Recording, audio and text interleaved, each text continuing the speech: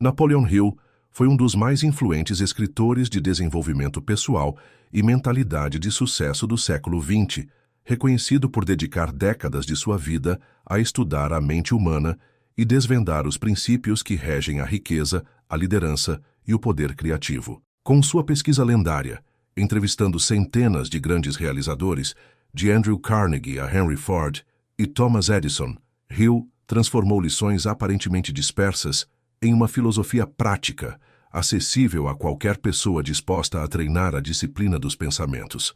Sua obra não apenas ensina a prosperar financeiramente, mas, sobretudo, a conquistar o bem mais valioso: a autonomia mental sobre crenças limitantes, medos e sugestões invisíveis, lembrando a cada leitor que o verdadeiro sucesso nasce, primeiro, na oficina silenciosa da própria mente. Seção 1. A primeira centelha de autonomia. Há um instante sutil em cada vida em que a mente, cansada de repetir pensamentos herdados, resolve abrir uma fenda de luz. É tão tênue esse clarão que muitos não percebem. Vem como uma pergunta incômoda, um sopro de dúvida, um lampejo de estranheza diante de uma crença repetida sem exame. Esta é a primeira centelha de autonomia, um ato de coragem silencioso que se ergue, ainda frágil, no tumulto das vozes externas. Napoleon Hill certa vez afirmou que cada ser humano carrega dentro de si uma oficina mental, uma sala invisível onde se forjam sonhos, decisões e destinos.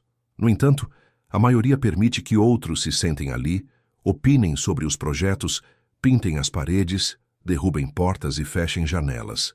Assim, ideias estrangeiras tornam-se leis não escritas que ditam comportamentos diários. Para ver essa oficina como sua, o primeiro passo é reconhecer onde termina a sua voz e começa o eco de outras gargantas. Talvez você recorde um conselho repetido na infância, um mandamento de família que nunca ousou contestar.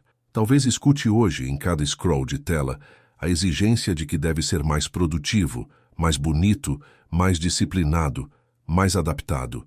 O verbo impera, seja isso, seja aquilo.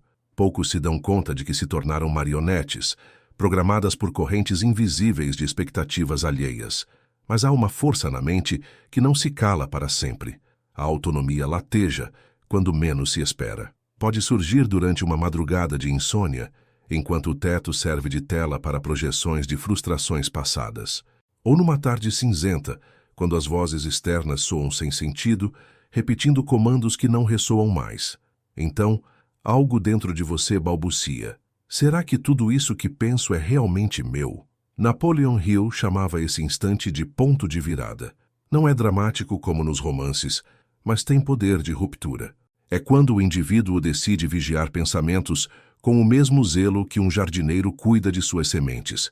Cada crença é examinada, cada opinião antiga é revirada como terra seca à espera de nova semeadura. Surge então uma nova postura. Quem governa esta mente sou eu. Entretanto, não basta um lampejo de consciência para banir anos de manipulação sutil. O mundo não gosta de quem pensa por si.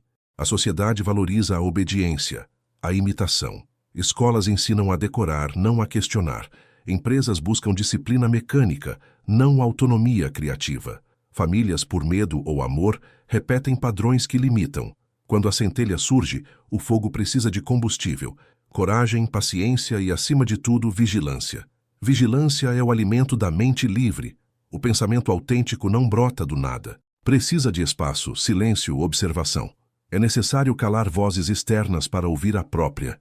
É preciso suportar o desconforto de contrariar expectativas. Em alguns momentos, a solidão se tornará uma companheira severa, pois quem decide pensar por si abandona as muletas de aprovação que sustentavam passos incertos. Napoleon Hill observava que o sucesso não depende apenas de metas, mas da força interior que repele influências indesejadas. Para reprogramar a mente, deve-se primeiro limpá-la. Essa faxina psíquica começa hoje, aqui, nesta primeira sessão. Não espere grandes explosões de rebeldia. A manipulação não se rompe com gritos, mas com a precisão de quem corta fios finíssimos, um por um, até que a marionete se erga como pessoa inteira. Pense nos pensamentos que você repetiu hoje. Quantos vieram de sua vontade genuína? Quantos são reflexo de vozes familiares, gurus improvisados, especialistas de ocasião. Cada ideia aceita sem filtro se instala como um hóspede que, de mansinho, toma posse da casa.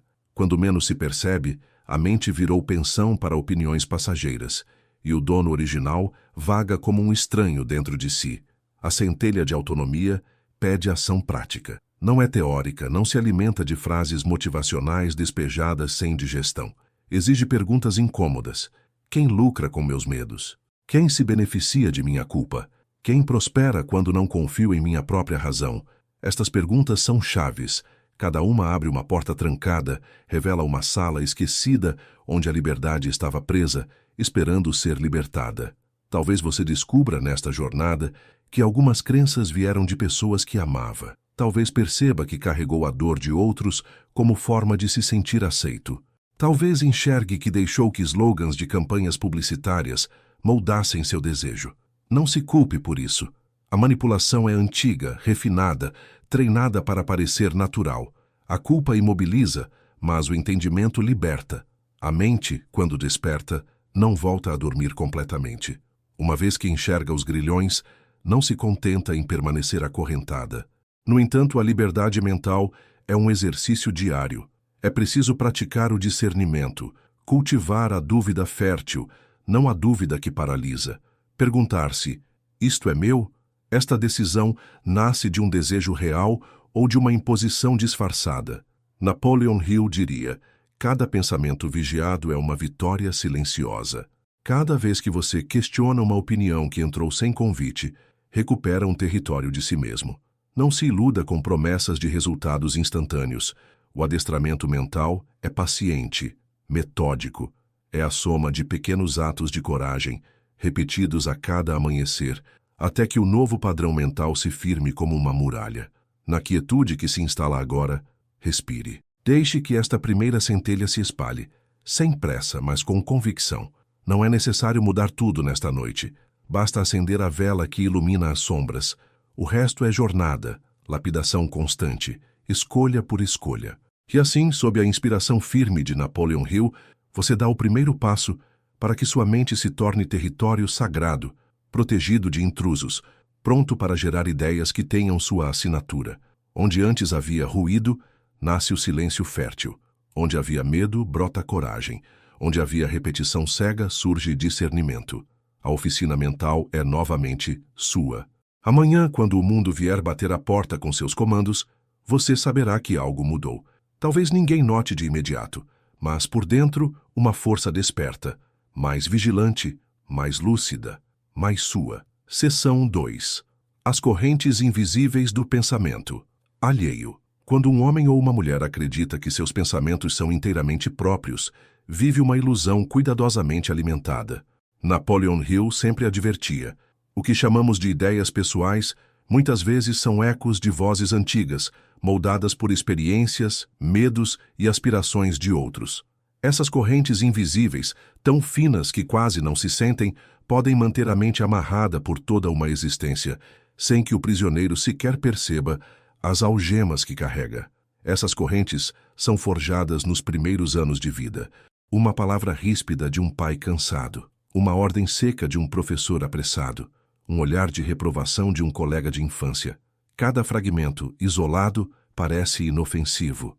Juntos, porém, formam uma teia que se estende pelas décadas, envolvendo decisões, relações, sonhos. São essas correntes que convencem a maioria a obedecer sem questionar, repetir sem pensar, querer sem desejar de fato. A manipulação mais eficaz não é a que grita, mas a que sussurra. Ela se aloja em expressões aparentemente inocentes. Você não é capaz disso. Isto não é para gente como você. Melhor não tentar.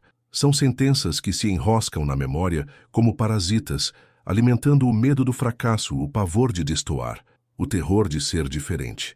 Assim se constrói uma mente adestrada, domada para permanecer dentro das fronteiras desenhadas por outros. Imagine por um instante quantas decisões suas nasceram de ideias que não pertencem a você. A faculdade escolhida porque era o desejo de alguém.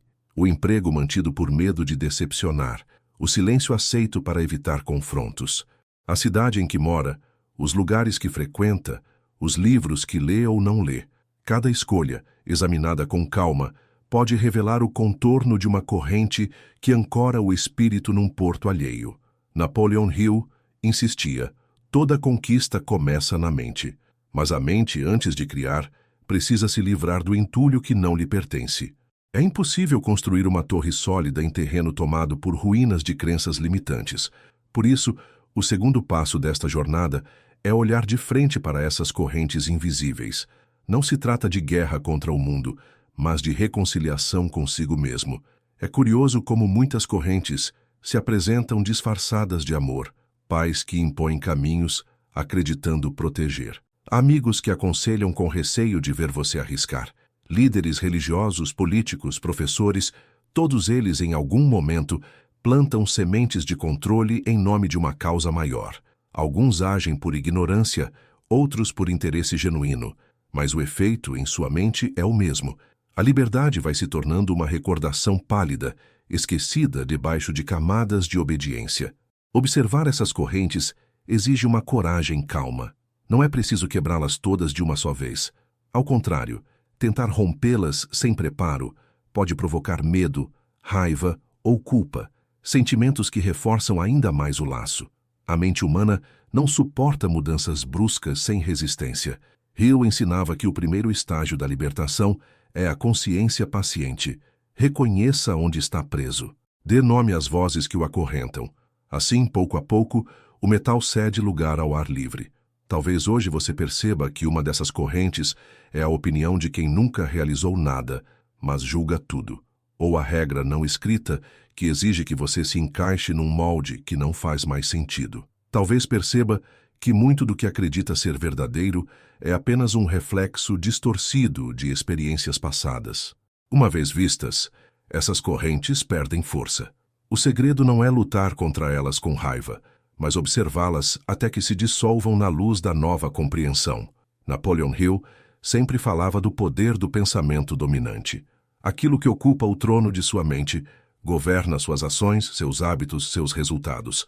Se o pensamento dominante é plantado por outro, então sua vida também pertence a esse outro. É assim que multidões se deixam conduzir para direções que não escolheriam se parassem para refletir. É assim que sonhos genuínos morrem sufocados por deveres que não libertam. Cada vez que você identifica uma corrente, um pequeno espaço de liberdade se abre. A mente que enxerga não pode ser dominada da mesma forma. É por isso que alguns mestres espirituais dizem que o conhecimento liberta. Mas não é o conhecimento de livros acumulados sem digestão. É o conhecimento de si mesmo, do que pulsa por trás de cada desejo, de cada medo, de cada silêncio imposto. No mundo de hoje, as correntes se multiplicaram em velocidade assustadora. Elas chegam por telas luminosas, notícias fabricadas, influenciadores de ocasião. Milhares de vozes disputam a posse de sua atenção, cada uma tentando instalar um script na sua oficina mental. Se não vigiar, sua mente vira vitrine para ideias de outros, slogans publicitários, fantasias de poder ou status. A cada dia, um novo grilhão se aperta, disfarçado de conselho, tendência, meme. No entanto, no centro de tudo, permanece algo inviolável: o núcleo da mente livre. Esse núcleo não pode ser comprado, nem cooptado, nem subornado. É ali que mora sua centelha de autonomia, acesa na sessão anterior. Enquanto cuidar dela, regá-la com atenção, ela crescerá até romper por dentro as grades invisíveis. Não é uma luta barulhenta. É uma vigília constante, um treino silencioso de coragem interior. Olhe para suas rotinas. Pergunte-se: esta decisão é minha? Este desejo é genuíno? Esta meta me serve ou serve a outro? Ao fazer isso, você começará a ouvir ruídos que antes passavam despercebidos, vozes que repetem mantras de escassez, submissão, medo de fracassar. Observe-as como quem observa aves de rapina planando no céu. Não tema, mas também não as alimente. Aos poucos elas perdem o domínio. Hill dizia que todo grande realizador foi primeiro um grande guardião de sua mente. Quem não protege seu território interior vive a serviço dos sonhos alheios. Quem vigia seus pensamentos cultiva sua autonomia. Cada corrente que se rompe abre caminho para escolhas mais conscientes, alinhadas ao que verdadeiramente importa. Você não precisa pedir permissão para ser livre. Essa permissão já mora em você. Está escrita nas fibras de sua coragem, nas veias da sua curiosidade, no silêncio de suas madrugadas inquietas. É na quietude que se ouve o som das correntes se partindo. E assim, termina esta segunda estação da sua jornada. Você aprendeu a reconhecer os elos que prendem, mesmo quando parecem ternos ou necessários. Amanhã, ao perceber um pensamento estranho se instalar, pergunte de onde ele vem. A mente que questiona é a mente que se liberta. Um elo rompido, um passo adiante. Seção 3. Reconhecendo o inimigo silencioso. A mente humana é uma fortaleza, mas suas muralhas são porosas quando não se conhece quem caminha em seus corredores. Napoleon Hill repetia incansavelmente: o maior obstáculo para qualquer conquista não é o mundo exterior, mas o inimigo silencioso que habita cada pensamento sem ser notado. Este inimigo, tão íntimo que se confunde com a própria voz, alimenta dúvidas, semeia medos, planta pequenas desistências que, somadas, anulam grandes sonhos. Ao longo da vida, você já deve ter sentido sua presença. É aquela hesitação que surge antes de uma decisão importante. É a voz que cochicha que você não está pronto, que não tem o que é preciso, que não merece o que deseja. O inimigo silencioso não brada ordens como um tirano. Ele sussurra conselhos disfarçados de bom senso. Ele veste a máscara da prudência, mas carrega, no fundo, o veneno do auto-boicote. O inimigo silencioso não é um ser externo. Não é uma força que vem de fora, nem uma conspiração que se trama nas sombras. É a somatória de todas as crenças que você aceitou sem exame, de todos os medos que não enfrentou, de todas as vozes que permitiu instalar raízes na sua mente. Cada pensamento derrotista alimenta esse parasita. Cada desculpa conveniente o fortalece. Hill alertava que não basta vigiar o mundo. É preciso vigiar o sussurro interior. O maior manipulador não é o outro, mas a parte de você que deseja permanecer pequeno porque ser grande dá trabalho. A liberdade assusta. A autonomia exige responsabilidades que muitos preferem não carregar. Assim, o inimigo silencioso cresce, alimentado por justificativas, esperanças vãs, adiamentos eternos. Talvez seja desconfortável admitir que parte de suas derrotas foi costurada por suas próprias mãos, mas não há outra forma de tomar posse de si mesmo senão reconhecendo o campo onde a sabotagem floresce. O medo de falhar, por exemplo, é uma de suas ferramentas favoritas. Ele paralisa movimentos, apaga iniciativas, sufoca sonhos que jamais verão a luz do dia. Este medo não chega vestindo armaduras. Ele se instala devagar como uma bruma. Traz consigo memórias de quedas antigas, risos de escárnio, olhares de reprovação. Diz que é melhor não tentar para não sofrer. Aconselha que espere o momento certo, como se houvesse uma aurora perfeita para cada passo. Assim adia-se o passo indefinidamente, enquanto a vida passa lá fora. Outro instrumento do inimigo silencioso é a culpa. Quantas vezes você deixou de avançar porque carregava pesos que não eram seus? Culpa por ter sucesso onde outros fracassaram. Culpa por querer algo que a família não entende. Culpa por dizer não, por escolher o próprio caminho. O parasita se nutre dessa culpa, tornando-a muralha. Enquanto você se explica para o mundo, o tempo escoa, as oportunidades se perdem. Napoleon Hill chamava a atenção para a autoobservação. Não existe libertação sem perceber de onde nascem os pensamentos que sustentam esse sabotador interno. Cada vez que você se flagra repetindo "não posso, não sei, não sou capaz", pergunte de onde vem essa sentença. Quando começou? Quem a plantou? Porque ainda a rega todos os dias. O inimigo silencioso adora quando você se faz de vítima. Nada o alimenta mais do que o lamento constante, a queixa repetida, o dedo apontado para fora. A vitimização é uma jaula confortável, pois nela não há responsabilidade. Se tudo é culpa dos outros, nada depende de você. É um alívio temporário, mas custoso. O preço é a vida que não se vive, o projeto que não se inicia, a alegria que não floresce. O antídoto, segundo Hill, é o despertar de uma postura de autoria. É admitir que, se há um inimigo morando dentro, também mora ali o guardião capaz de expulsá-lo. Não se trata de negar fragilidades, mas de não fazer delas trono para a inércia. É olhar para cada desculpa como um degrau. É transformar cada medo em ponto de partida. O inimigo silencioso não suporta a luz da vigilância. Observar a mente é um trabalho diário, quase monástico. requer silêncio, disposição para se escutar sem máscaras. Significa enfrentar as histórias que contamos para justificar a estagnação. É mais fácil acreditar que o mundo conspira contra nós do que aceitar que nos sabotamos. Mas toda grande virada começa nesse ponto de honestidade dolorosa. O maior cárcere é interno, assim como a chave que o abre.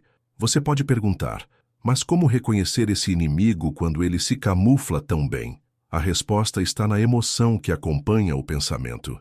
Quando a ideia traz medo, paralisia, ressentimento, humilhação ou culpa desnecessária, observe. Pergunte a si mesmo, esta emoção me liberta ou me aprisiona? Pensamentos que iluminam a ação, mesmo que desafiadores, expandem. Pensamentos que o mantêm imóvel, murcham a força vital. Hill dizia que cada mente tem dentro de si um conselho interno. É o diálogo entre o sabotador e o realizador.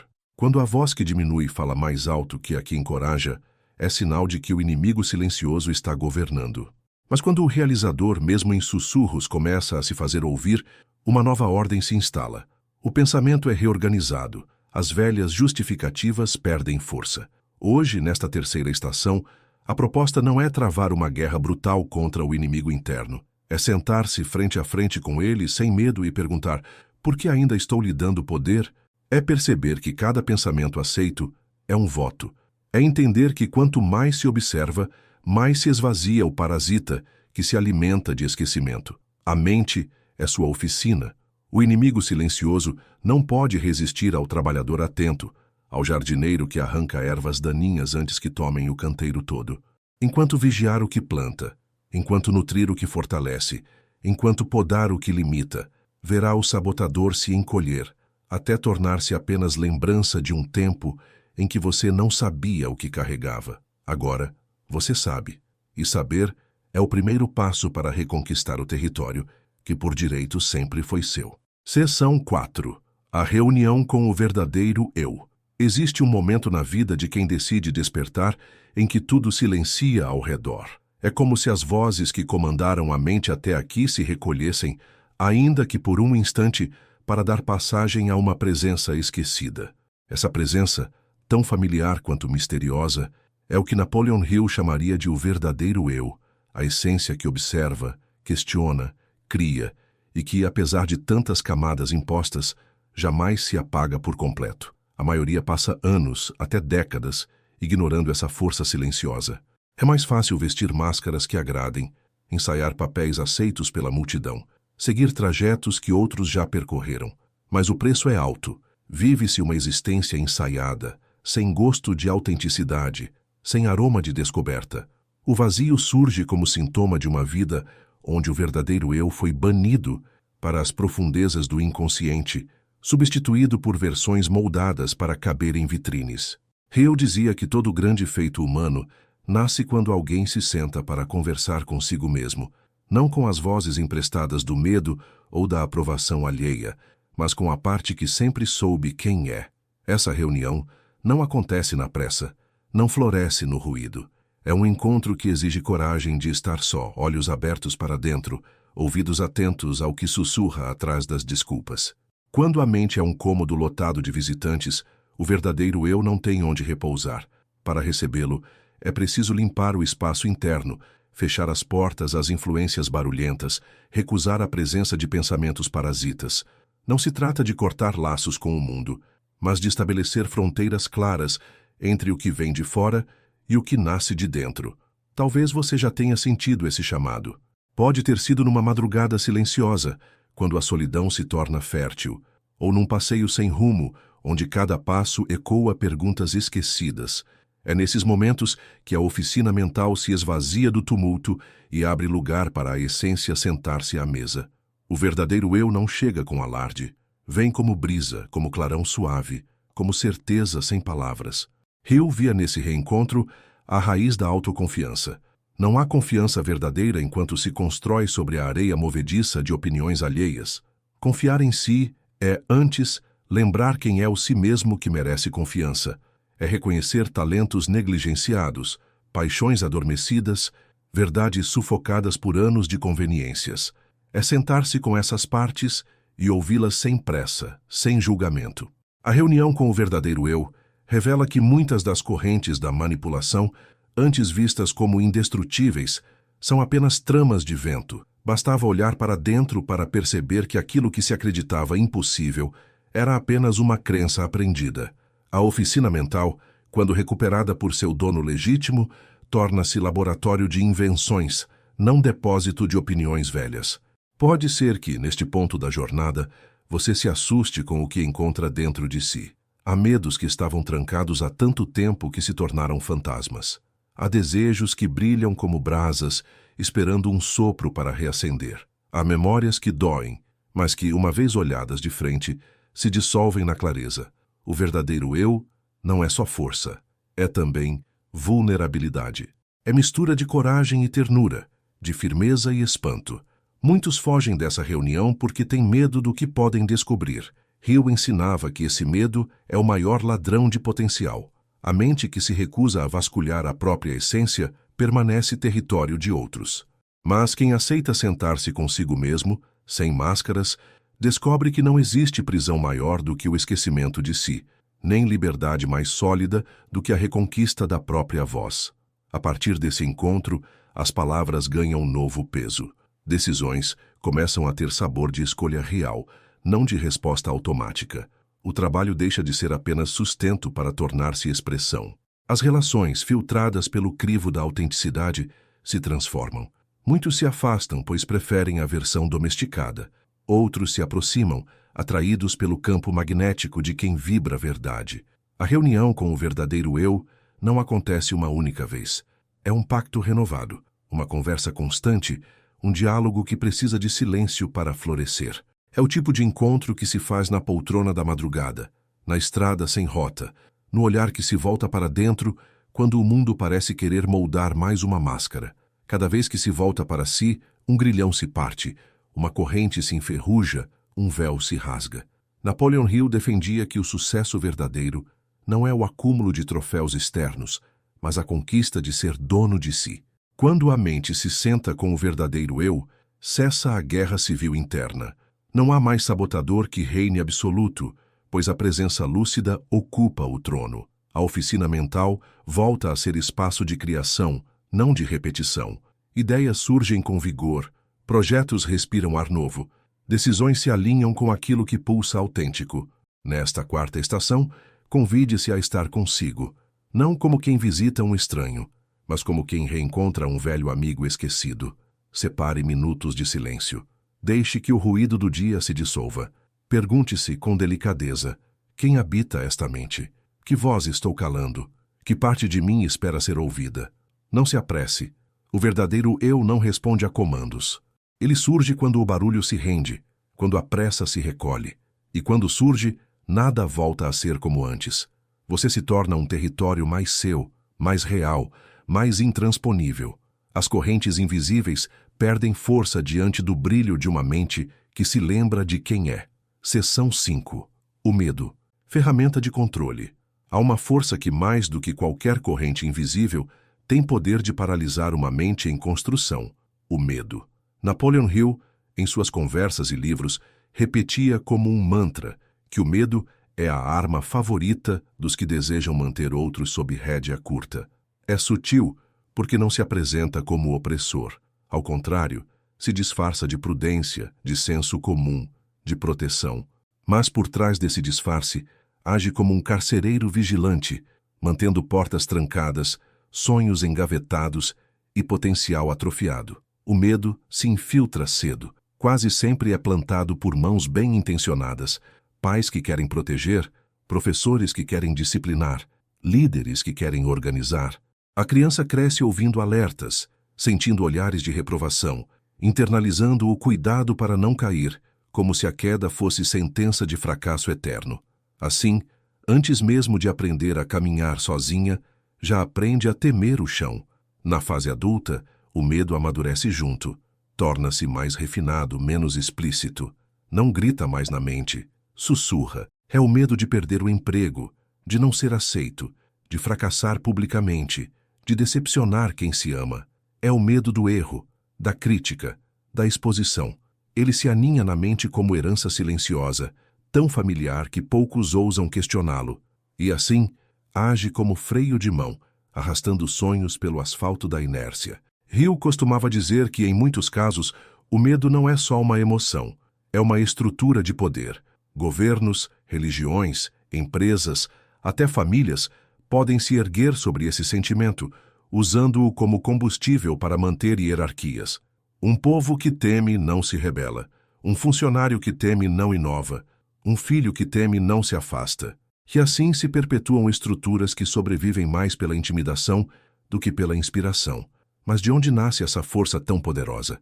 O medo brota da imaginação. O mesmo motor que constrói pontes de ideias, invenções e projetos, também fabrica monstros. A mente, quando não treinada, se deixa sequestrar por cenários de tragédia que raramente se materializam. Vive como se cada passo fosse à beira de um abismo. Esquece que a coragem não é ausência de medo, mas ação apesar dele. A mente livre não é aquela que nunca sente medo, mas aquela que recusa ser governada por ele. Napoleon Hill aconselhava a olhar o medo de frente como quem examina uma farsa bem encenada. Perguntar: o que é real aqui? O que é projeção? Quantas vezes temi algo que nunca aconteceu? Quantos projetos enterrei porque supus fracassos que jamais chegaram? Assim, pouco a pouco, a névoa perde densidade. A ferramenta de controle só funciona enquanto não é exposta. Quando se compreende que o medo é, na maioria das vezes, uma construção mental, nutrida por experiências passadas, memórias distorcidas, palavras de outros, ele perde o trono. É como puxar a cortina de um palco para revelar o cenário vazio. O truque se desfaz. O domador, que parecia tão feroz, mostra-se como ilusão alimentada pela falta de vigilância. Ainda assim, é preciso cautela. Expulsar o medo não significa torná-lo inimigo absoluto. Hill alertava que o medo, em sua forma pura, é uma ferramenta de sobrevivência. É o alarme que avisa quando há perigo real. Mas, ao longo do tempo, esse alarme se tornou disfuncional, disparando por qualquer risco imaginário. Reeducar a mente é ensinar o medo a voltar ao seu posto, conselheiro, não carcereiro. Para quem decide reprogramar a própria mente, é essencial cultivar o hábito de questionar cada medo que surge. É verdade ou suposição? Vem de mim ou foi herdado? Serve para proteger ou apenas limitar? A cada resposta honesta, as amarras se afrouxam. A cada passo dado apesar do temor, uma muralha se racha. É assim que o campo mental se abre para novas possibilidades. O medo também floresce em ambientes onde a aprovação externa vale mais do que o contentamento interno. Enquanto o olhar de outros pesar mais do que a voz da consciência, o medo terá espaço fértil para crescer. O medo do julgamento paralisa mais do que o risco do fracasso em si. E esse medo, nutrido pela opinião alheia, é uma das correntes mais difíceis de romper, mas não impossível. Hill repetia: cada ação ousada mina o poder do medo. A coragem, como músculo, fortalece-se pelo uso, e não se trata de saltos gigantescos, mas de gestos pequenos, diários. Dizer o que pensa quando a voz quer calar. Arriscar uma ideia quando tudo dentro grita que é melhor não tentar. Dar o primeiro passo mesmo tremendo. É assim que se prova para a mente que o medo não tem substância que o justifique sempre. E, no fundo, o maior medo de todos é o medo de descobrir quem se é sem essas amarras. Porque a liberdade exige uma versão de você mais comprometida com a própria força, mais responsável pelos próprios erros, mais senhora do próprio destino, e isso assusta mais do que qualquer fantasma. É por isso que tantos preferem o controle externo. Ele oferece a desculpa perfeita para não se responsabilizar por voar mais alto. Na noite silenciosa, quando o medo sussurrar suas velhas canções, lembre-se do conselho de Napoleon Hill. Olhe-o nos olhos, convide-o a sentar-se à mesa, ouça o que tem a dizer, mas não permita que ele assine suas decisões. Ele pode alertar, mas não comandar. Ele pode aconselhar, mas não ditar. Assim se desfaz o grilhão mais antigo da mente humana.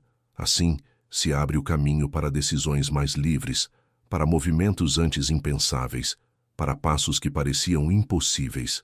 O medo, quando visto como o que é, torna-se combustível para a ação, não obstáculo para permanecer onde nunca se quis ficar.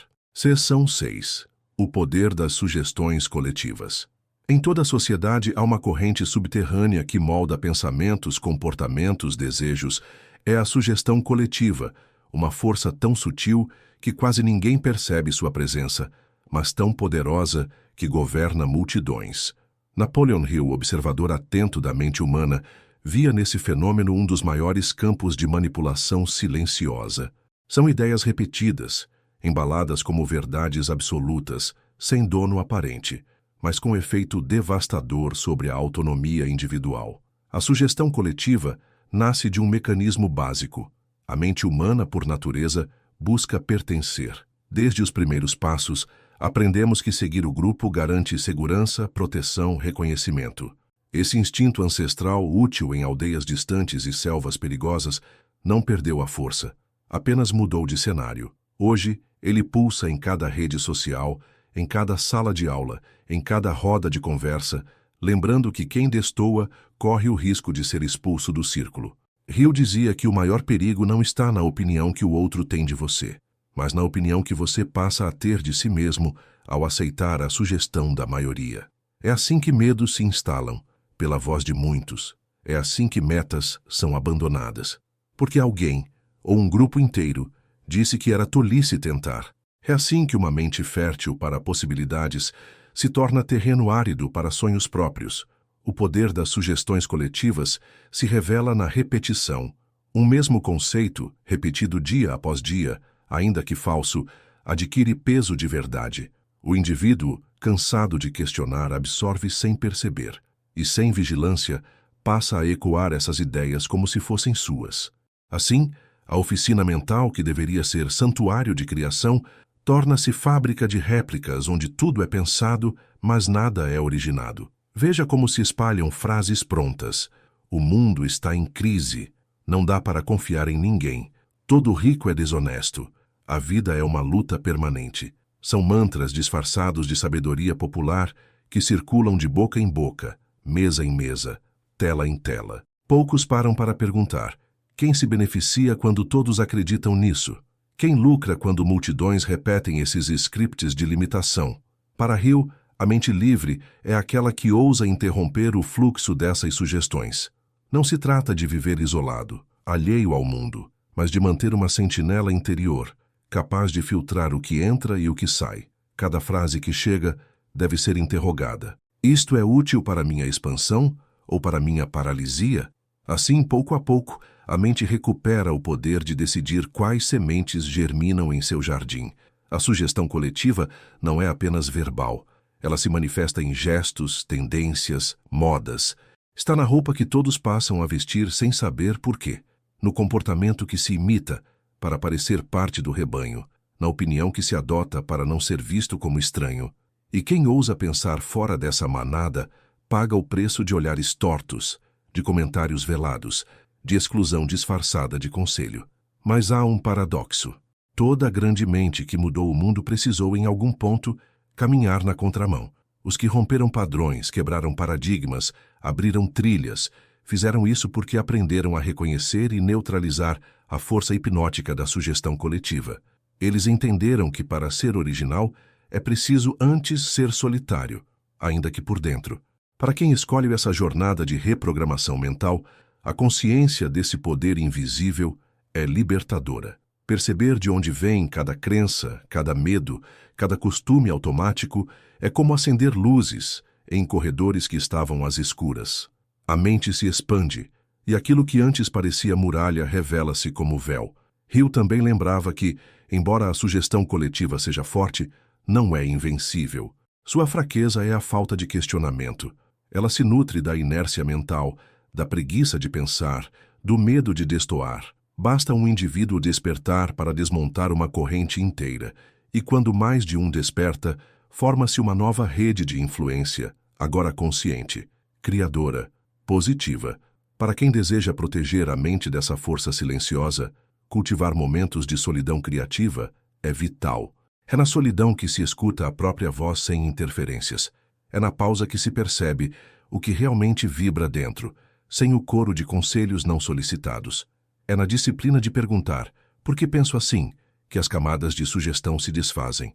Em cada frase absorvida sem exame, há um pouco da sua autonomia entregue a outro. Em cada ideia que se repete mecanicamente, há energia vital desperdiçada. Mas em cada dúvida honesta que se planta, nasce uma chance de recuperar terreno. O pensamento livre floresce no campo arado pela curiosidade, irrigado pela coragem de ser visto como diferente.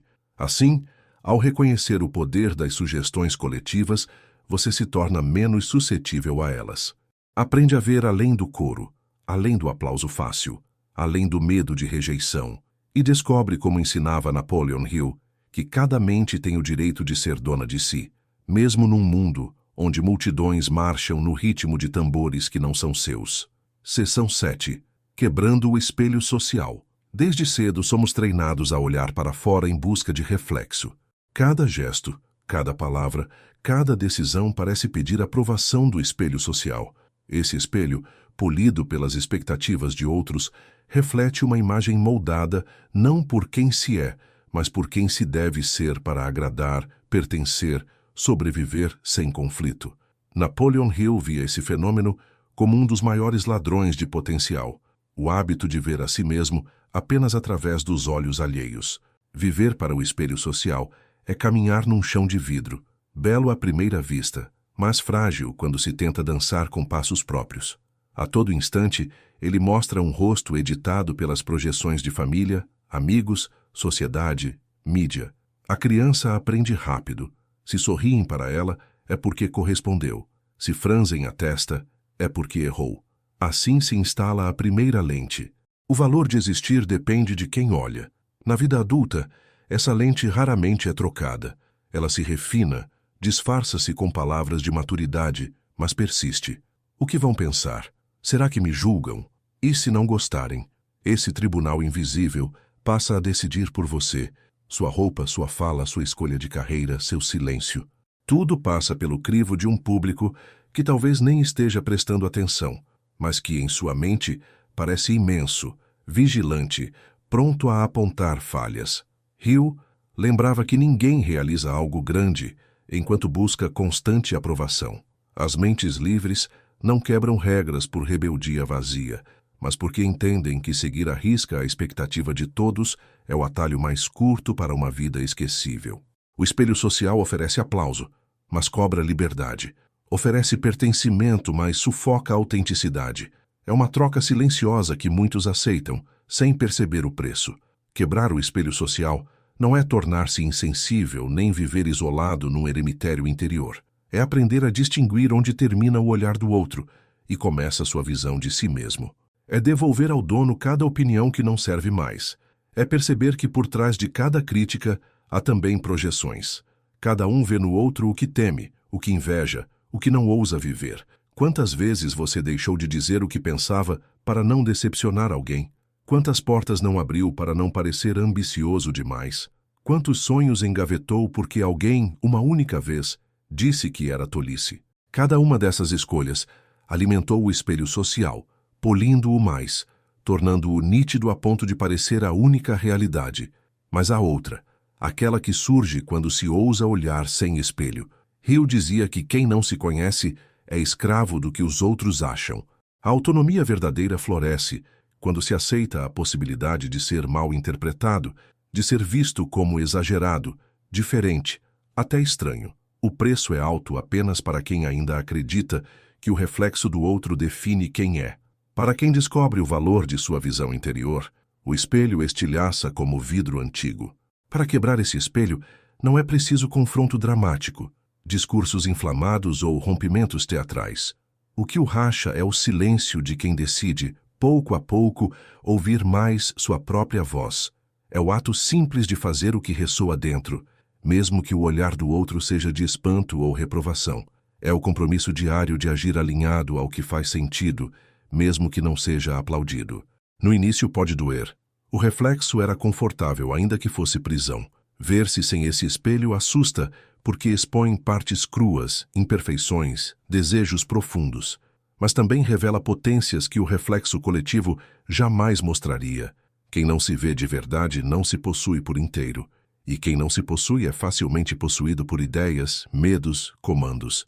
O grande segredo, segundo Hill, é substituir o espelho social por um espelho interno, polido pela autoobservação honesta. Esse espelho não deforma para agradar. Ele reflete o que é, sem maquiagem, sem distorção. E ao enxergar a si mesmo assim, nasce uma força que não precisa de plateia. Uma força que permite caminhar entre multidões sem se dissolver nelas. Uma força que permite ouvir conselhos, mas filtrá-los. Ser criticado, mas não ferido. Ser elogiado, mas não escravizado. Quem quebra o espelho social descobre que o aplauso é bom, mas não é alimento. A crítica é parte do caminho, mas não sentença de morte. E o isolamento ocasional é, muitas vezes, o terreno fértil onde o verdadeiro eu, reencontrado na estação anterior, planta suas novas sementes. Assim, nesta 7ª estação, faça um pequeno ato de rebeldia silenciosa. Examine seus pensamentos do dia. Pergunte-se: isso que escolhi foi meu ou foi reflexo? E se perceber que a decisão nasceu apenas para manter um reflexo polido, tenha coragem de trincar esse vidro. É assim, rachadura por rachadura, que o espelho social se parte, revelando uma mente que finalmente ousa se olhar de verdade. Seção 8. Silenciando vozes parasitas. Ao longo da vida, acumulamos vozes que não são nossas. São conselhos não pedidos, críticas mal digeridas, julgamentos lançados como sementes venenosas.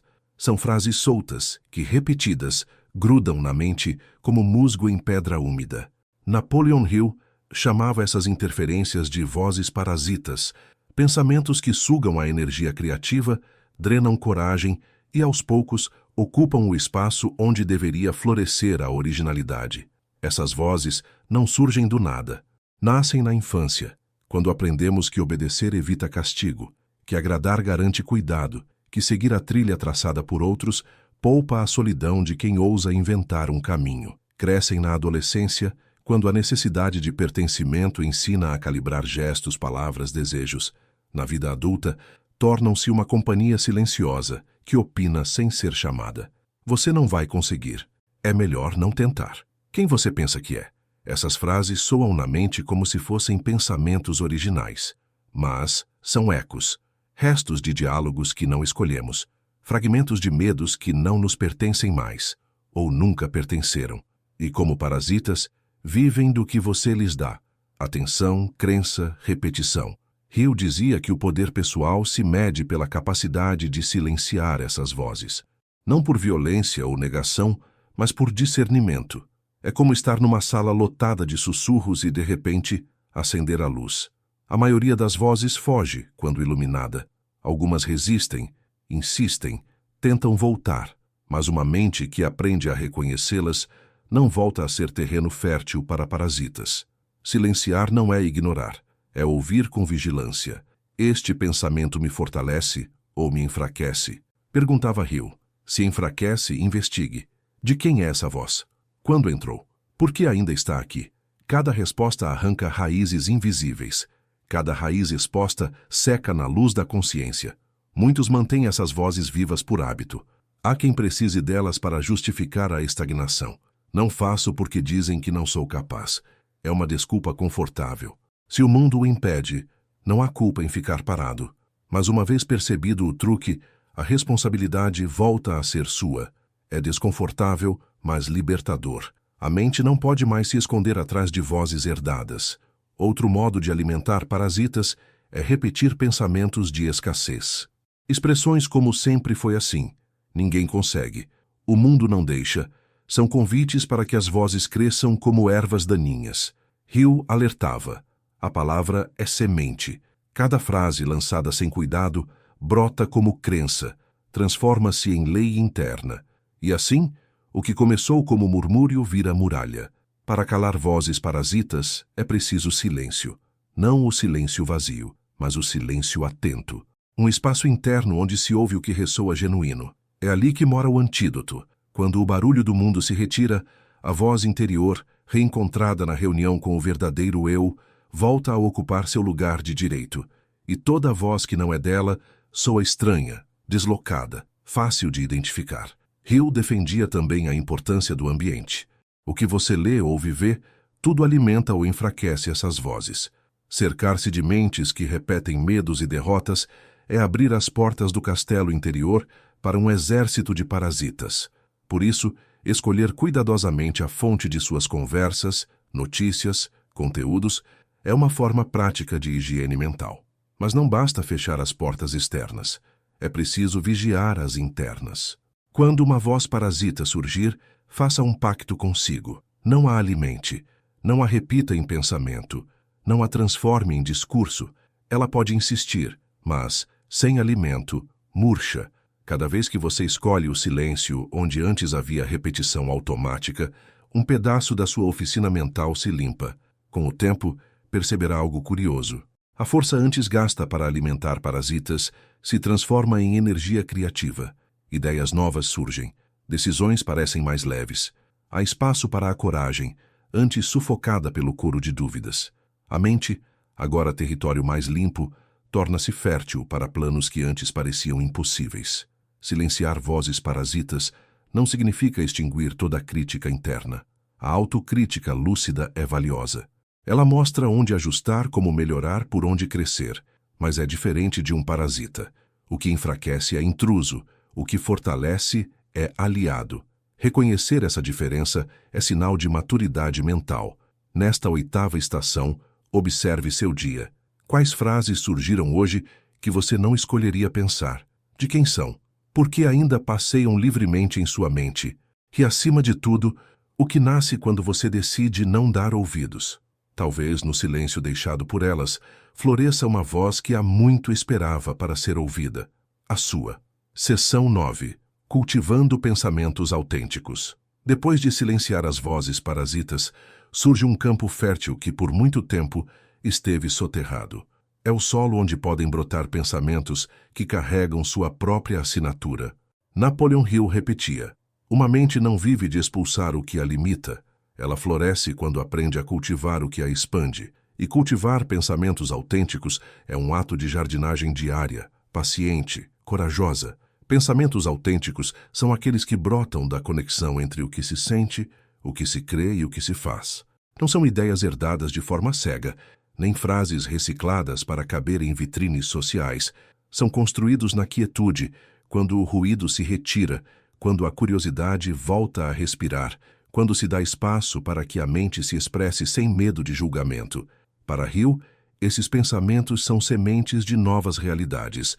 A mente é o primeiro canteiro onde qualquer transformação acontece. Se o que se planta ali é genuíno, o que floresce fora ecoa essa verdade. Mas para isso, é preciso aprender a reconhecer a diferença entre o que é seu e o que foi colado em você por anos de convivência com as sugestões coletivas. Pensamentos autênticos costumam ser incômodos no início. Eles não chegam prontos, embalados, fáceis de vender. Surgem como lampejos. Uma pergunta diferente, um desejo esquecido, uma ideia que soa estranha porque contraria velhos padrões. É comum duvidar deles. Será que posso mesmo pensar assim? Quem sou eu para acreditar nisso? E se ninguém entender? É justamente nesse ponto que se mede a coragem de quem escolhe cultivar a própria mente. Hill lembrava que toda mente criativa passa pela solidão de quem planta algo que ainda não tem forma para os outros. É como carregar uma semente que ninguém vê brotar. O solo parece árido, o céu incerto, mas quem confia na força silenciosa do que é genuíno não precisa de aprovação imediata. Sabe que cada pensamento que nasce verdadeiro carrega em si a energia para se sustentar. Cultivar pensamentos autênticos exige disciplina. É recusar a repetição automática. É vigiar cada frase interna, cada conclusão precipitada, cada sentença herdada que se apresenta como verdade incontestável. É ter coragem de duvidar do que todos chamam de certo, não por rebeldia vazia, mas porque a liberdade mental não se satisfaz com explicações rasas. A prática começa em gestos simples. Reserve momentos para estar a sós com seus próprios questionamentos. Pergunte-se: no que eu realmente acredito? E observe as respostas que surgem. Muitas virão contaminadas ainda pelas velhas vozes. Continue cavando. Debaixo da primeira camada, há pensamentos que carregam o timbre único da sua essência. Eles vibram diferente. Não sufocam, não paralisam. Convidam a agir mesmo que o terreno ainda seja incerto. Hill também dizia: pensamentos autênticos são como plantas raras. Precisam de ambiente fértil, de cuidado constante e de proteção contra pragas. Pragas, nesse caso, são pessoas que zombam do que você pensa porque não têm coragem de pensar por si mesmas. São ambientes onde a repetição reina, onde ideias novas são esmagadas pelo cinismo. Por isso, ao mesmo tempo em que se planta, é preciso cercar o jardim mental de cercas simbólicas. Isso não significa isolar-se do mundo. Significa escolher com cuidado quem tem permissão para visitar seu canteiro de ideias. Há companhias que fortalecem, que regam com palavras de incentivo, que entendem o valor do silêncio fértil. E há aquelas que arrancam brotos no instante em que surgem, não por maldade consciente, mas por incapacidade de ver o que ainda não floresceu. Cada pensamento autêntico que se firma é um tijolo na construção de uma vida que faz sentido. Não é uma garantia de resultados imediatos. Às vezes, uma ideia verdadeira leva tempo para se materializar. Às vezes, encontra resistência dentro e fora. Mas a consistência vence.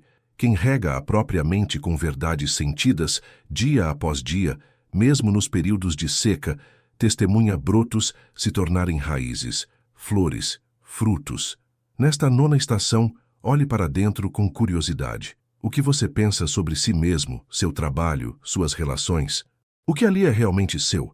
O que ali, se fosse retirado, abriria espaço para algo mais vivo? Anote, reflita, conteste. E, acima de tudo, confie. Confie que, debaixo do que lhe ensinaram a repetir, existe um reservatório de ideias que nunca foram tocadas por vozes alheias. Napoleon Hill acreditava que uma mente que aprende a cultivar pensamentos autênticos se torna inabalável. O ruído do mundo ainda chega, mas não se instala.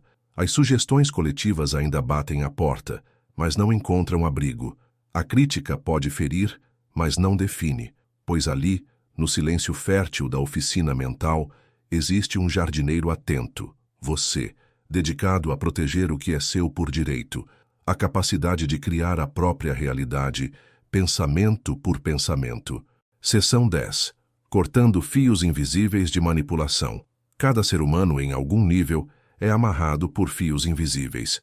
São laços que se formaram ao longo de anos, tecidos com palavras ditas, promessas quebradas, ideias aceitas sem exame. Napoleon Hill sempre ensinou: uma mente que deseja ser livre precisa aprender a ver esses fios um por um e ter coragem de cortá-los, mesmo que alguns pareçam confortáveis. Os fios mais fortes não são grossos, mas sutis. São pensamentos repetidos como mantras. Não posso, não devo, não sou capaz. São pequenas crenças de escassez, sussurros de limitação, memórias de fracassos antigos. Um fio, isolado, parece inofensivo, mas juntos formam uma rede que prende sonhos, abafa ações e silencia a coragem de quem poderia voar mais alto. Esses fios não são sempre colocados por inimigos. Muitas vezes, quem os teceu o fez acreditando que protegia. Pais que, por medo de ver o filho sofrer, o enchem de regras rígidas. Chefes que querem funcionários obedientes, não criativos. Amigos que aconselham ficar onde é seguro, ainda que estéril. E assim, de conselho em conselho, um campo fértil vira uma cela disfarçada de conforto. Hill explicava que ninguém rompe essas amarras de uma só vez. É preciso reconhecê-las. Cada vez que se pergunta, de onde vem esta ideia que limita meu passo? Um nó se revela. O fio que prende é feito de convicções aceitas sem questionar. Por isso, a primeira tesoura é a dúvida sincera. Questionar não é ser ingrato, rebelde ou ingrato. É um ato de lealdade consigo mesmo. O corte também exige ação. Não basta perceber o fio, é preciso puxá-lo para fora. Por exemplo, se a crença diz que você não é capaz de iniciar um projeto porque falhou no passado, confronte o fato. O passado é história, não sentença. O que antes não deu certo foi lição, não destino. É nesse exato instante que se puxa o fio e o corta. É a decisão de agir apesar da voz que manda parar. Há fios mais profundos, os emocionais. São laços que mantêm a culpa viva, o medo constante, o apego a pessoas que já não caminham na mesma estrada. Hill dizia que se libertar de um vínculo que suga sua força não é crueldade, é honestidade. Algumas relações existem para durar uma estação. Quando estendidas além do necessário, tornam-se cordas em torno do pescoço. Cortar não é romper com tudo, é discernir, é manter o que fortalece, soltar o que paralisa, é saber dizer, isso não é mais meu, é devolver ao outro o que pertence a ele, medo, julgamento, expectativa.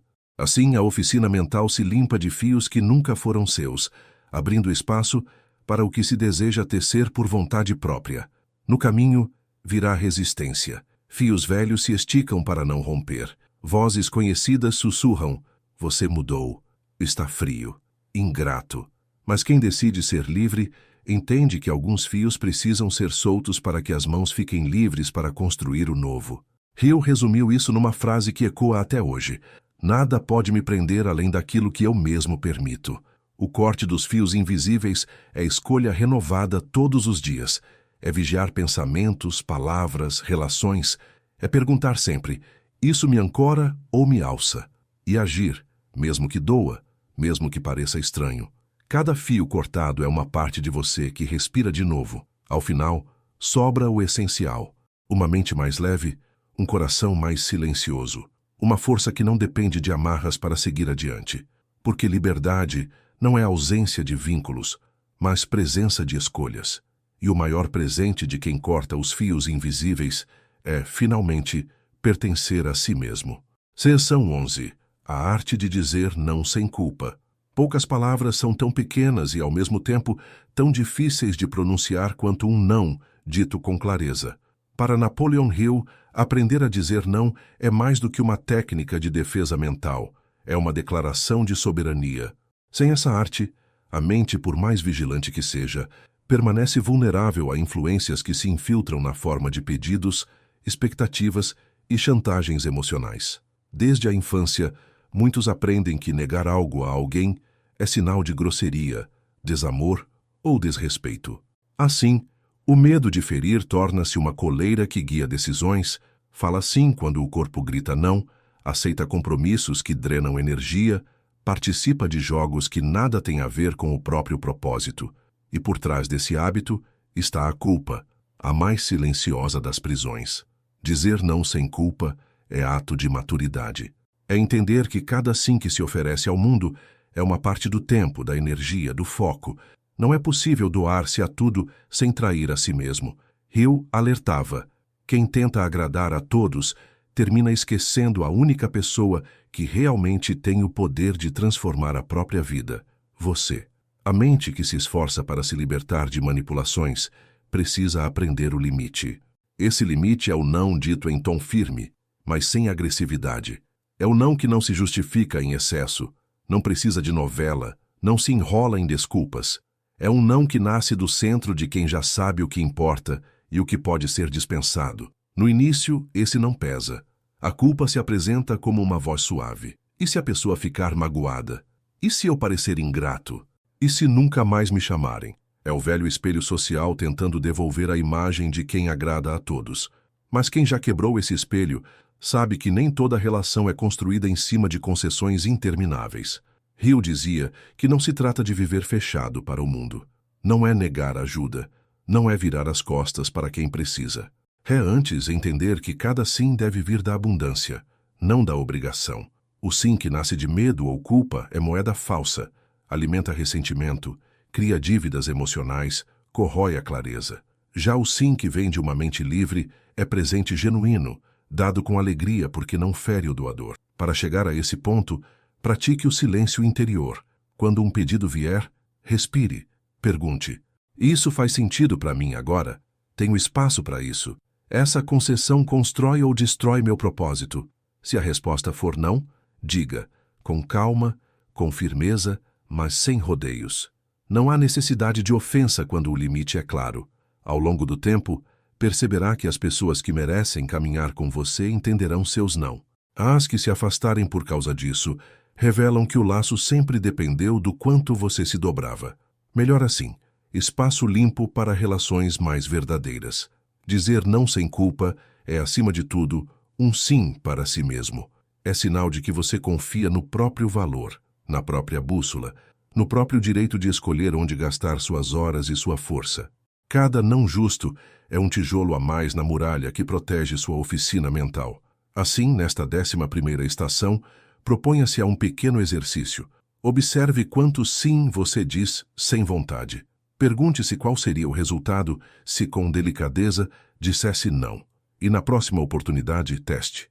Sinta o alívio, sinta o desconforto. E perceba que, depois do primeiro, cada não seguinte é menos pesado, até o dia em que você compreende que culpa é apenas mais uma corrente que se rompe quando se aprende a honrar a própria voz. Seção 12. A disciplina do foco inabalável. Se há uma força que separa os que sonham dos que realizam, essa força se chama foco. Não o foco frágil, que se distrai na primeira esquina de ruídos, mas o foco que se torna disciplina viva, hábito constante, muralha erguida contra tudo que rouba a mente de seus próprios objetivos. Para Napoleon Hill, ter um desejo ardente sem foco é como possuir uma chama exposta ao vento. Ela dança, brilha, mas se apaga no primeiro sopro da distração. A disciplina do foco é uma construção. Não nasce pronta. Não é dom reservado a poucos. É um músculo mental que, ao longo do tempo, se fortalece com treino, vigilância e escolhas diárias. Hill observava que as pessoas mais extraordinárias que conheceu não eram as mais talentosas, mas as mais persistentes em manter a mente alinhada a um propósito, ignorando o barulho que as multidões fazem para desviar quem ousa seguir adiante. Para entender a força do foco, imagine sua mente como um feixe de luz. Quando difusa, essa luz ilumina tudo superficialmente, mas não penetra em profundidade. Quando concentrada, torna-se lâmina, corta, fura, revela.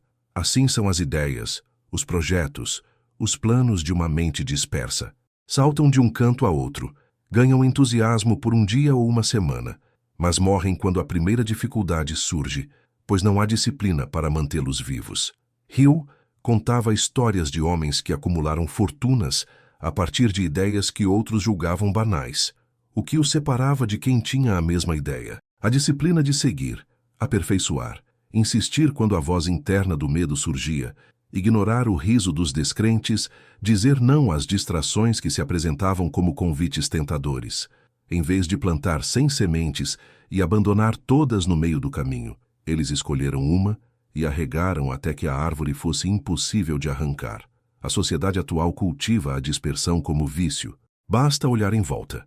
Uma notificação na tela, uma conversa paralela, um problema emprestado, uma comparação vazia, tudo isso fragmenta a atenção, estilhaça a clareza, rouba a energia que poderia ser canalizada para construir algo sólido. Cada segundo entregue à distração é um tijolo retirado da muralha que protege o propósito. Hill dizia que o primeiro passo para disciplinar o foco é ter clareza do que merece sua concentração. Parece simples, mas não é. Muitos vivem distraídos porque, no fundo, têm medo de se comprometer de verdade com um objetivo. Enquanto saltam de uma meta a outra, podem justificar fracassos como falta de tempo, sorte ou recursos. Mas quem decide cultivar foco não tem mais desculpas. Tem apenas o espelho de suas escolhas diárias. Por isso, cultivar foco começa por limpar o terreno mental, identificar o que rouba sua atenção. Quais vozes, hábitos, ambientes alimentam a dispersão? Quais conversas drenam sua energia? Quais pensamentos o levam de volta ao círculo vicioso do começa para desiste? Sem esse mapeamento, é como querer proteger uma casa sem saber por onde entram os ladrões. Uma mente focada não significa uma mente rígida. Ao contrário, é uma mente flexível, mas centrada. É capaz de mudar a rota quando necessário, mas não abandona o destino ao menor sinal de neblina. Hill via o foco como bússola. Quem carrega uma sabe para onde seguir, mesmo quando não enxerga todos os passos do caminho. Na prática, o foco se cultiva em rituais. Silenciar o mundo para ouvir o que importa. Reservar blocos de tempo para mergulhar profundamente em uma tarefa. Recusar o canto de sereias modernas, telas que piscam, convites de urgências alheias, promessas de atalhos mágicos. Foco é rotina. Que rotina, para muitos, soa como prisão, mas para quem compreende seu valor, torna-se liberdade. Liberdade de ver frutos nascerem, amadurecerem, alimentarem a própria jornada. Hill lembrava que o maior teste do foco é o tédio. A mente que não suporta a repetição está sempre sedenta de novidade, Mas o ouro da realização mora na constância. É no repetir, aperfeiçoar, ajustar milimetricamente o mesmo movimento que se constrói excelência. Quem abandona o campo na primeira monotonia jamais colhe. O foco inabalável abraça a repetição como amiga fiel. Não se engane, a disciplina do foco não se ergue em um dia. É lapidada na prática diária. É fácil começar animado e, ao primeiro tropeço, declarar que não é para mim.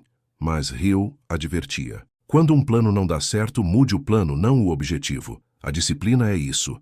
Mudar a tática sem perder de vista o norte. Cair, ajustar, recomeçar. Manter o olhar firme no que se quer construir. Para fortalecer esse músculo mental, observe seus dias. Onde sua atenção se dispersa? Quais tarefas consomem horas sem devolver nada em troca? Que pessoas roubam mais sua concentração do que lhe oferecem? Cada resposta é um passo para blindar seu foco. Cada escolha de dizer não a algo irrelevante é uma declaração de sim para aquilo que realmente faz sentido. A disciplina do foco inabalável não isola você do mundo. Pelo contrário, conecta-o de forma mais profunda ao que importa. Uma mente que aprende a se proteger da dispersão encontra tempo onde antes havia pressa. Encontra qualidade onde antes havia ruído. Encontra resultados onde antes havia apenas tentativas pela metade. Hill dizia que não há obstáculo externo que resista a uma mente disciplinada. Quando o foco se torna hábito, o que parecia impossível se curva, o que parecia distante se aproxima. Não porque o mundo muda magicamente, mas porque a energia antes espalhada em 1000 direções passa a ter um único alvo, e a mente, como lâmina, corta o que antes parecia muralha. Assim, nesta 12ª estação, faça um pacto silencioso. Observe o que drena sua atenção e feche as portas. Escolha um propósito digno de seu melhor pensamento e guarde-o como semente rara. E todos os dias, regue-o com ação consistente, até que sua disciplina floresça e o mundo ao redor se curve à força de quem, finalmente, aprendeu a estar inteiro no que faz. Seção 13. A escolha do silêncio estratégico. Há um poder raro que só floresce quando a palavra cede espaço ao vazio. O silêncio estratégico. Napoleon Hill, que tanto estudou a força dos pensamentos, sabia que o ruído constante é um veneno sorrateiro. Uma mente que fala demais, explica tudo, revela cada plano, opina sem filtro e reage a cada provocação. Acaba abrindo as portas do próprio castelo para visitantes indesejados. O silêncio, ao contrário, não é ausência de voz, é presença de consciência. No começo, praticar o silêncio parece desconfortável. O mundo premia quem se exibe, quem grita, quem rebate. Há quem confunda silêncio com fraqueza, passividade ou falta de argumento. Mas para quem compreende seu real valor, o silêncio é ferramenta de proteção, disciplina e autoconhecimento. É a muralha que resguarda as sementes antes que germinem, o escudo que impede que dúvidas alheias contaminem a coragem ainda em construção. Hill afirmava: ideias nascem frágeis. São como brotos verdes, tenros, que não resistem a pisadas descuidadas. Falar demais sobre o que se deseja realizar é como expor o broto ao vento, à chuva pesada, aos pés apressados. Quantas metas não foram enterradas porque foram contadas antes do tempo certo?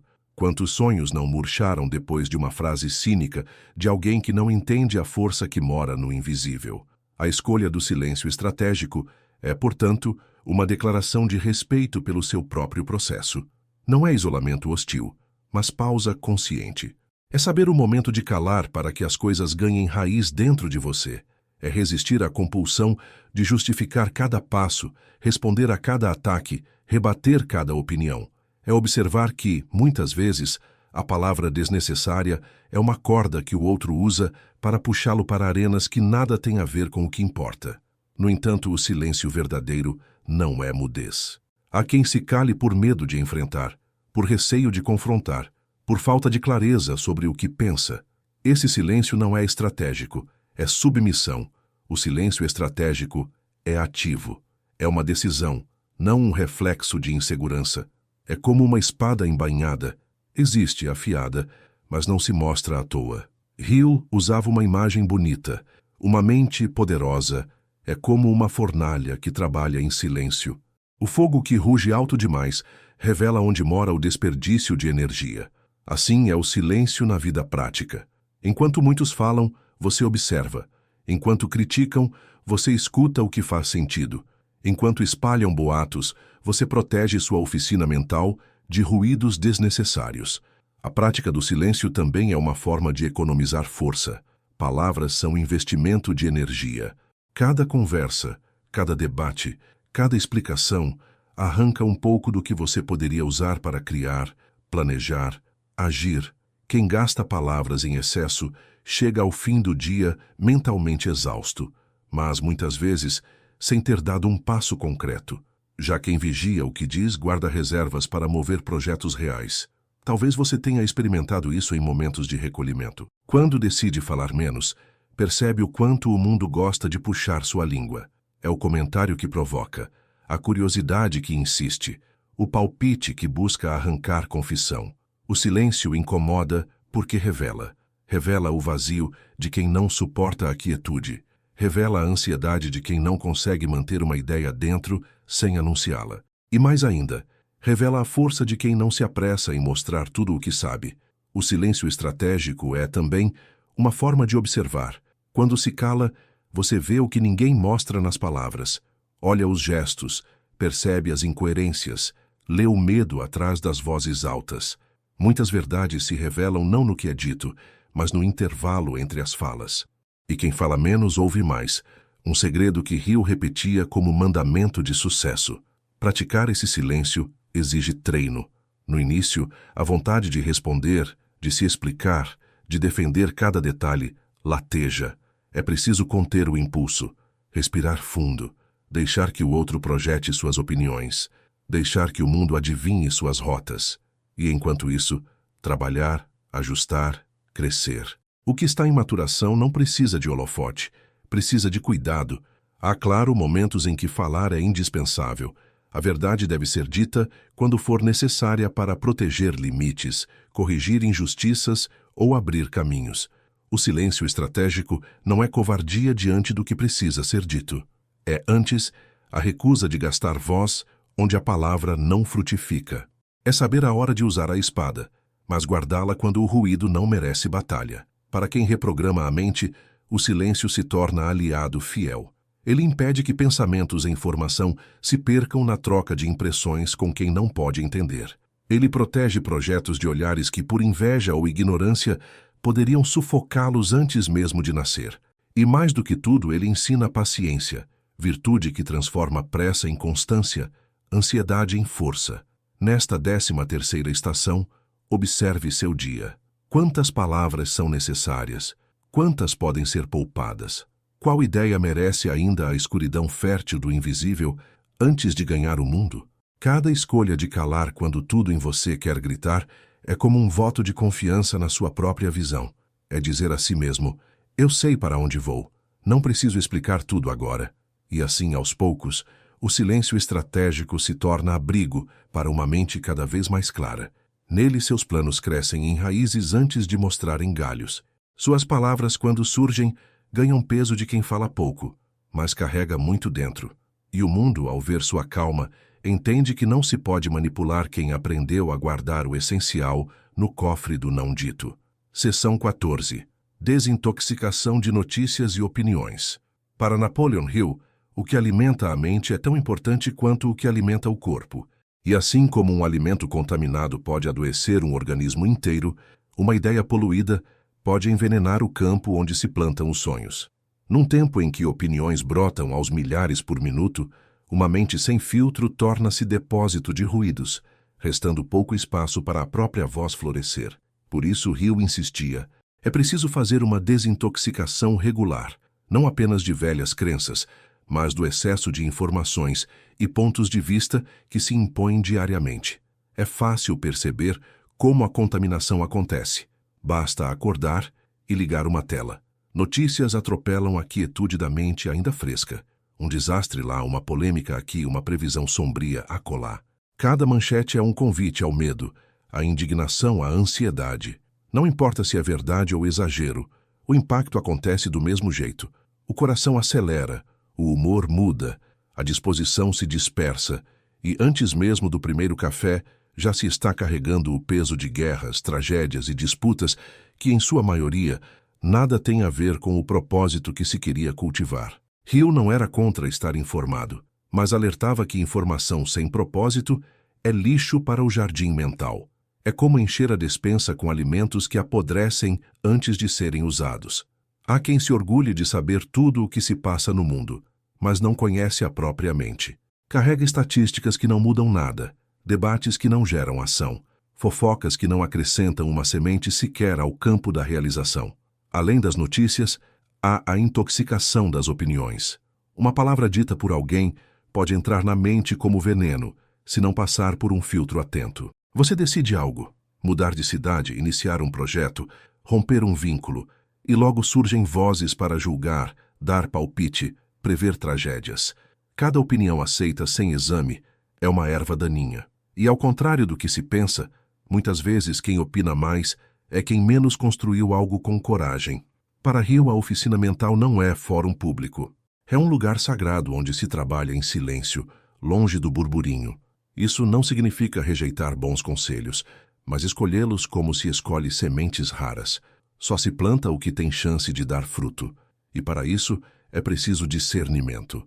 Nem toda palavra de quem ama edifica, nem toda crítica destrói. É preciso separar o que constrói do que corrompe.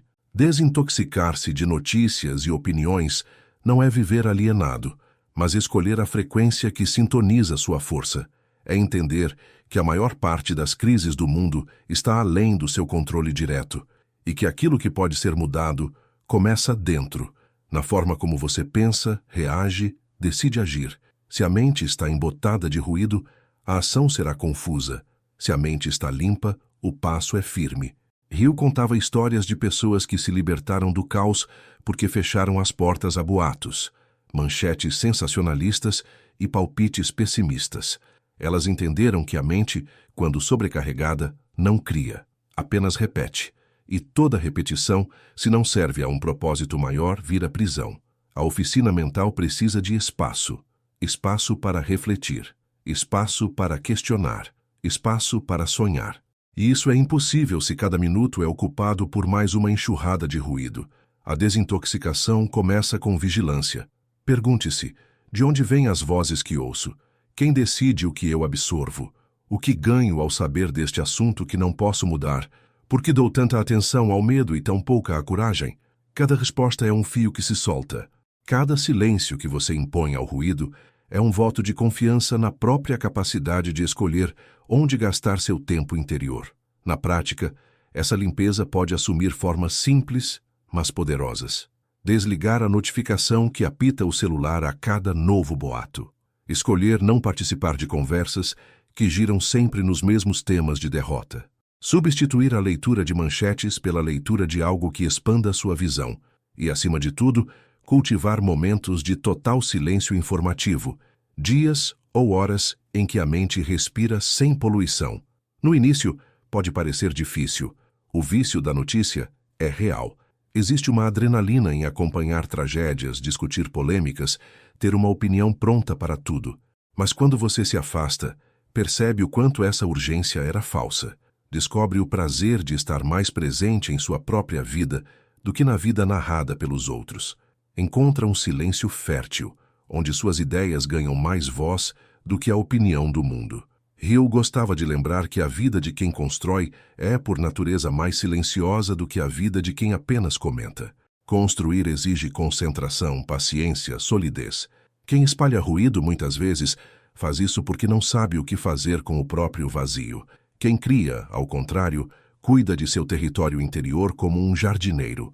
Sabe quando abrir a janela para novas sementes e quando fechá-la para impedir a entrada de pragas. Nesta 14ª estação, pergunte-se com honestidade: quantas notícias, quantos comentários, quantos palpites você realmente precisa carregar? O que mudaria se guardasse mais silêncio, mais espaço limpo, mais confiança na própria voz? A resposta não precisa ser explicada a ninguém. Basta ser sentida, pois a mente que se liberta do excesso se torna forte o bastante para fazer do pouco algo imenso. E assim, dia após dia, o ruído vai perdendo o poder. E aquilo que parecia urgente se mostra irrelevante. E no centro de tudo uma nova clareza nasce. Você não é depósito de lixo informativo, é guardião de um campo sagrado onde cada ideia, cada decisão, cada sonho merece crescer sem contaminação. Seção 15. Reprogramando o subconsciente adormecido. Toda mente humana guarda num cofre silencioso um poder que muitos ignoram por toda a vida. O subconsciente.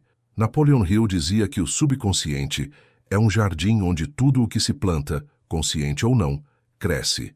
É nele que moram memórias antigas, crenças enterradas, medos que não foram enfrentados, sonhos que não foram nutridos. O subconsciente é ao mesmo tempo servo e senhor. Absorve o que lhe é dado e devolve na forma de comportamentos, reações, resultados. Para a maioria, o subconsciente opera como um arquivo que não é revisado. Ali ficam guardadas as frases ouvidas na infância. Você não consegue, isso não é para você. Sonhar grande é perigoso. Ficam memórias de fracassos que viraram fantasmas. Ficam também pequenas vitórias que poderiam se expandir, mas foram soterradas pelo ruído do medo. E enquanto essa camada interna permanece intocada, mesmo os melhores planos acabam sabotados pela força invisível do hábito antigo. Hill observava que muitos repetem padrões sem perceber. Querem prosperar, mas gastam cada moeda que recebem. Querem relações saudáveis, mas escolhem as mesmas feridas. Querem coragem, mas recuam quando surge a chance de agir. Isso não acontece porque são fracos ou incapazes, mas porque o comando profundo, escondido lá dentro, ainda diz: fique onde está, não se arrisque. Repetir é mais seguro. Reprogramar o subconsciente é, portanto, um trabalho de escavação e semeadura. Não se faz de um dia para o outro. Não se resolve com frases motivacionais jogadas ao vento. É uma disciplina tão séria quanto qualquer treino físico. É o ato de escolher todos os dias o que se planta ali, até que a nova semente seja mais forte que a erva daninha. O primeiro passo é trazer à luz o que estava adormecido. Perguntar: de onde vem essa crença? Quem a colocou em mim? Quando foi que aceitei isso como verdade? Às vezes basta uma memória. Um professor que ridicularizou uma resposta, um parente que desdenhou um projeto, um parceiro que apontou cada falha. Pequenas feridas que, não tratadas, viraram muralhas internas. Quando vistas, começam a perder o poder de governar no escuro. Hill ensinava que o subconsciente não discute, ele aceita. Se você o alimenta diariamente com pensamentos de escassez, de derrota, de não posso, ele trabalha para provar que isso é real. Mas se de forma consciente começar a inserir uma nova linguagem, ele também aceitará. A repetição nesse ponto é mágica. Uma frase de encorajamento, repetida com sentimento, uma imagem mental de sucesso, visitada todos os dias, um pequeno ato de coragem, praticado sempre. Tudo isso são comandos que descem ao porão da mente e substituem o velho script. Por isso, Hill insistia na importância da autossugestão. Para muitos isso parece ingênuo. Como repetir palavras pode mudar minha realidade? Mas quem compreende o funcionamento do subconsciente entende que cada palavra carrega uma vibração. Cada pensamento, um comando. Uma mente que não vigia o que diz a si mesma vive à mercê do que outros disseram primeiro. Reprogramar é também cuidar do ambiente. Se você diz a si mesmo: sou capaz, mas se cerca de vozes que zombam disso, a nova crença luta para sobreviver. Por isso, quem deseja plantar novas sementes precisa proteger o solo, evitar conversas que destroem o que está germinando, escolher livros, músicas, conteúdos que sustentem a nova frequência. A mente é impressionável. Se não escolhe o que entra, vira depósito do que sobra. Para quem está desperto, pequenas práticas diárias fazem diferença. Visualizar a vida que se quer não é devaneio. É treino para o subconsciente. Repetir afirmações não é superstição. É disciplina para quem entendeu que a mente profunda absorve imagens, palavras, emoções. Cada cena criada com clareza é um tijolo colocado no alicerce de um futuro diferente. Cada frase dita com fé é uma raiz nova que se firma. Hill contava casos de pessoas que mudaram destinos aparentemente imutáveis, porque decidiram trocar a narrativa interna. Gente que, Mesmo em situações difíceis, escolheu vigiar cada pensamento que alimentava, cada palavra que repetia, cada imagem que construía antes de dormir. Não é fácil, mas é simples. E na simplicidade mora o segredo. Poucos perseveram, muitos desistem no primeiro tropeço. Mas quem entende que a mente é campo fértil, sabe que cedo ou tarde a colheita chega. Para muitos, o subconsciente parece uma terra desconhecida, uma floresta densa. Mas cada passo dado em direção à clareza ilumina trilhas. Quanto mais se observa, mais se entende. E quanto mais se entende, mais se escolhe. O que antes era automático passa a ser governado. O medo que paralisava vira ponte. A crença que sufocava se torna adubo para algo maior. Nesta 15ª estação, proponha-se a um pacto silencioso. Escolha uma crença que sabe não lhe servir mais. Nomeie-a. Olhe para ela como quem examina uma planta seca que insiste em ocupar espaço. E, todos os dias, regue outra semente no lugar. Uma frase, uma imagem, uma decisão pequena, mas nova. E assim, o subconsciente, antes adormecido, aprende a trabalhar para o que você quer de verdade, não para o que um dia lhe disseram que deveria ser. Napoleon Hill acreditava que esse trabalho interno é a maior obra de qualquer ser humano, pois quem governa o que mora no subterrâneo da mente se torna, enfim, senhor do próprio destino. O que está em cima obedece ao que está embaixo. O visível reflete o invisível, e o invisível, reprogramado com coragem e paciência, revela que nenhum sonho é grande demais para quem aprende a plantar novas verdades onde antes havia apenas repetição.